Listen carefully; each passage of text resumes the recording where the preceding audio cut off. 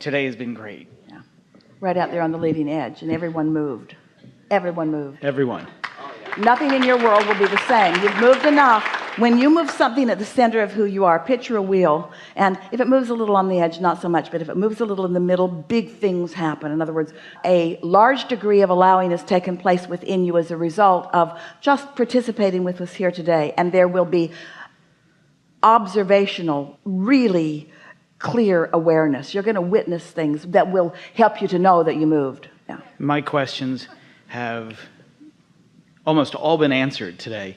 And during the segments of refreshment, I was talking with my wife, and a new question pops in. Now, I don't meditate. This past year has been amazing. I've unblocked a lot of things that I've said, oh, I can't do that, and I just let it all go, and things are phenomenal.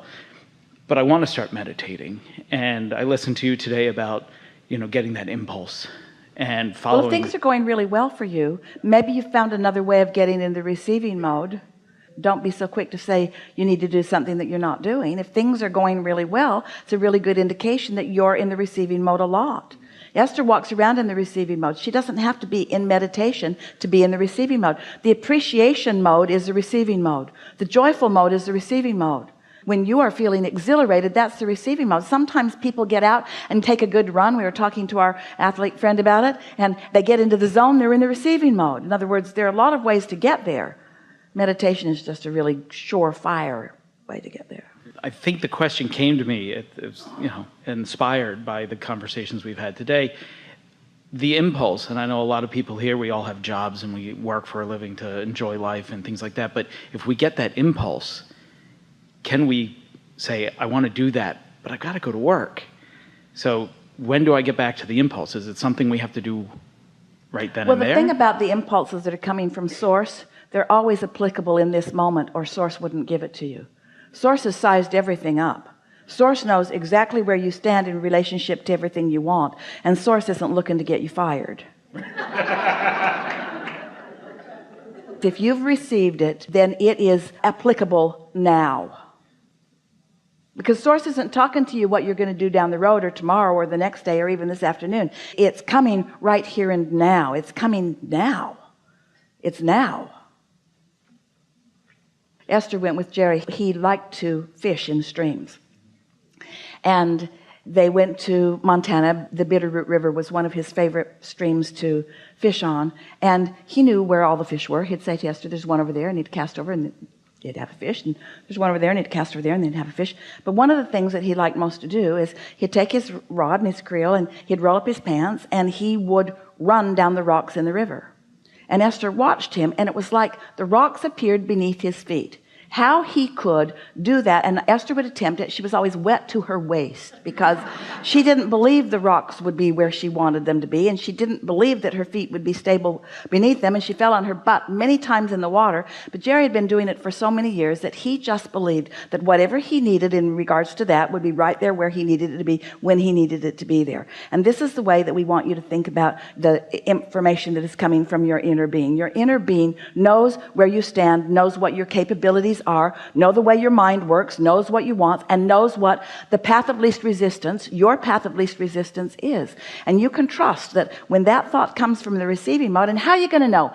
How are you going to come to know? Well, if we were standing in your physical shoes, we'd receive some thoughts and we'd act on them, and we'd see if they are received from inner being or if they're received from somewhere else. The stuff that turns out good, you can be pretty sure was inspired. And the stuff that's turning out not so good, maybe it wasn't so inspired.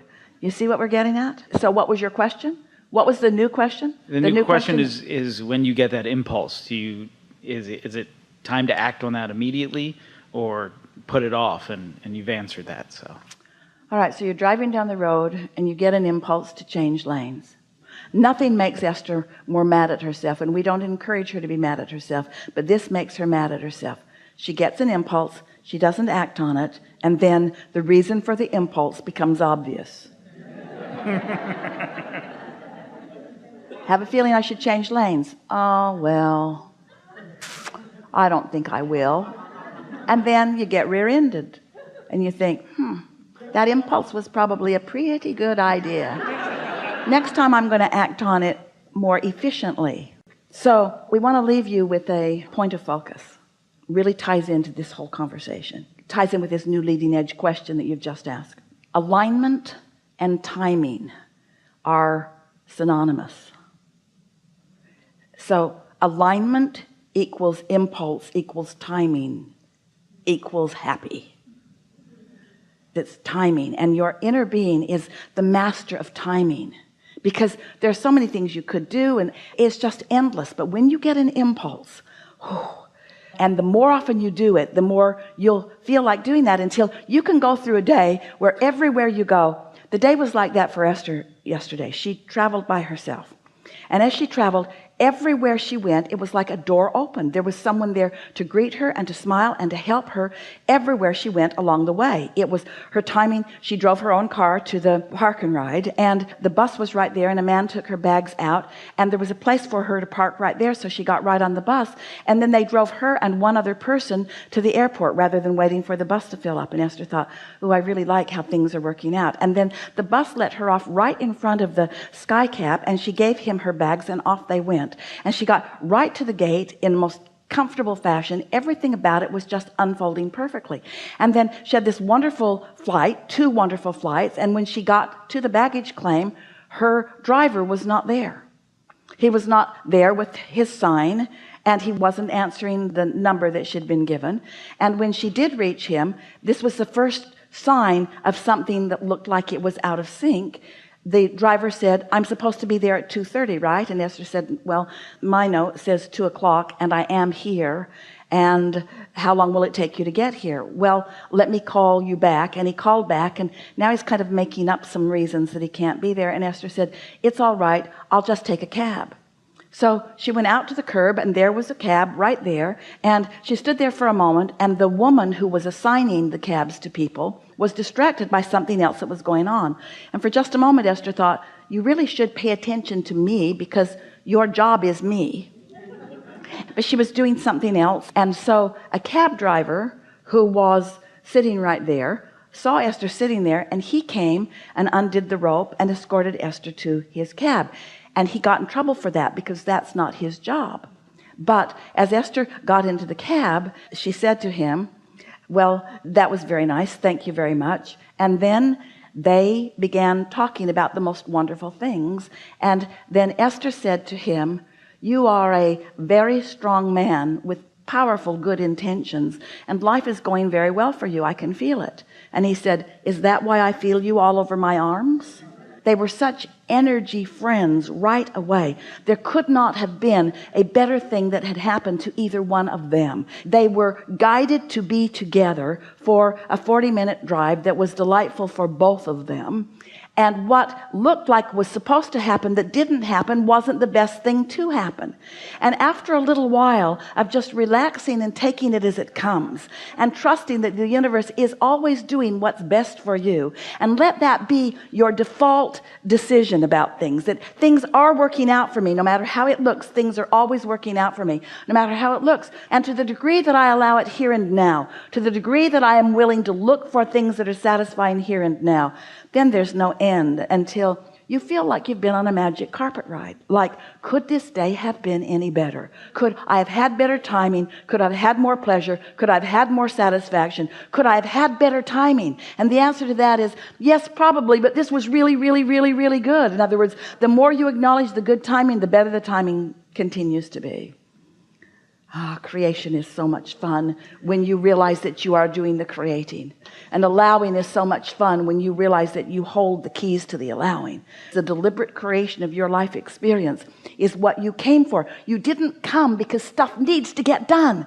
You came because you like the experience of energy flowing through you. You like the feeling of alignment. You like the feeling of life flowing through you.